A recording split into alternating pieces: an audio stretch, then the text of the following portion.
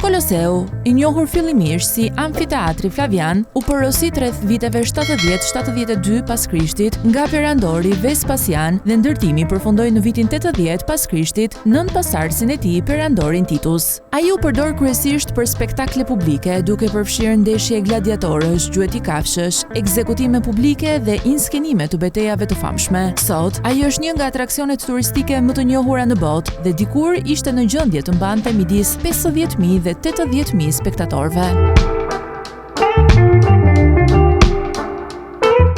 Kulla e projektuar nga kompania e Gustave Eiffel u ndërtua për panairin botror të vitit 1889 të quajtur Ekspozita Universale. E konceptuar si strukturë e përkohshme, ajo u parashikua të qëndronte për 20 vite. Fillimisht, shërbeu si harku i hyrjes në panairin botror dhe që atëherë është bërë një simbol i Parisit dhe Francës.